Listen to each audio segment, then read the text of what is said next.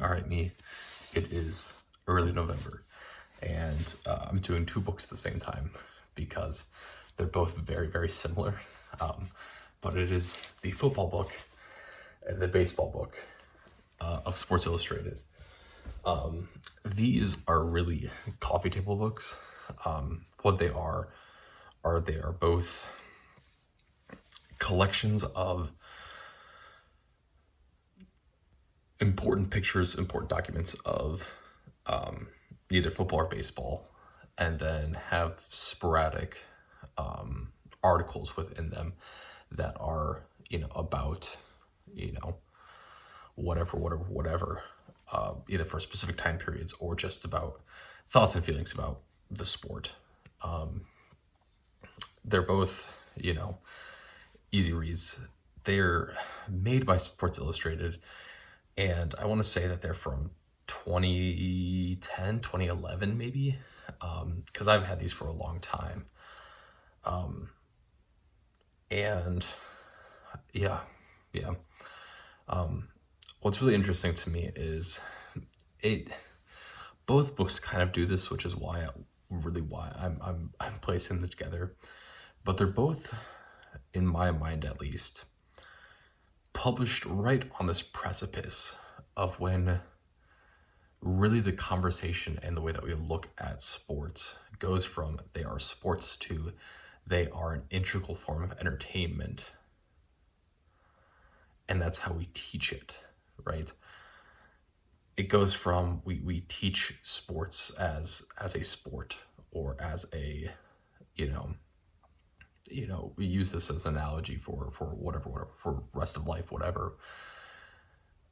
And then really kind of right after these are published is right when that change really occurs, in my mind at least, of where sports goes from being and looked at in this either analogous function or, it is a sport, to this is a form of entertainment and you need to project it and you need to teach it and you need to live it as a form of entertainment, right? Which to me also speaks towards the entire world as a whole, in the way that, the immediate consumption of media and whatnot changes once we get consistent handheld, immediate, do everything devices. But yeah. So it's fascinating in that sense, because both books, the baseball one a little bit more than the football one, but part of what they tried to do is they tried to talk about the importance and the how much the sport has changed America, or been a part of what it means to be American, because you have something like baseball, which is America's pastime, not really anymore, but it was, right? And it's part of it is because of this very community-based thing. Playing, it's used to be that you were able to go play baseball pretty much wherever. That's not so much the case anymore. In fact, it's very hard to do so now. But at one point that was the case, right? And then we have football, which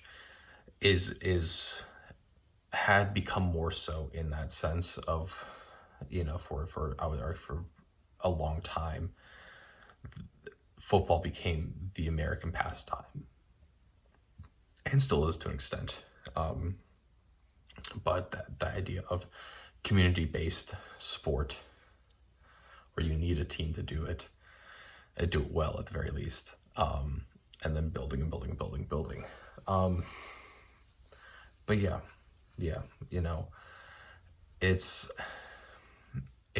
just so fascinating to see what the experts or professionals, or however you want to look at and interpret it, and the interpretation and how they view and how they judge athletes and records and all these things just before we start this change. Because the other change that occurs right around this time is really the look into in baseball, it's the sabermetrics, but the underlying data that exists for these sports, right? And it's, in my mind at the very least, about 2012, 2013, in which really all of that really starts mattering to the way that we play the sport and the way that we think about the sport and the way that we look at the sport. It's that revolution that occurs, and occurs just after this book is published. So yeah, overall, in that sense, it's very interesting. In the sense of, what do you gain out of this book itself? I mean, it's a fun coffee table book. The articles themselves are not super interesting to me. For these articles, I think you have to be very, very invested in,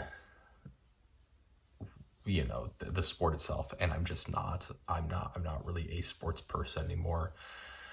I'm a sports enjoyer, but certainly not, to this really, really high level extent. But I think that the photos that are captured are absolutely incredible, right? Because it's so weird to think that 30 years ago, in the majority of people's lifetimes, whether it be 30, 40, 50, however long ago, is that there's not this immediate consumption and ability to view it from a million different angles of all these fascinating things that happen, of pure feats of athleticism that occur, right? We don't think about that, right? We just assume that there is, right? Which is why then we get, thinking about another sport, basketball, of why, there's this sudden struggle that's occurred about the difference between, 90s basketball and today's basketball, because of the way that we frame and the way that we look at basketball, and we look at these sports in a different light, because we now view them as entertainment properties, not as a sport, right? Oh, so yeah, that's that. The books themselves, they're not super interesting, I will admit. I still carry them around because, they are what they are. But yeah, that's the baseball and the football book of Sports Illustrated. There's just not much to say about them, honestly.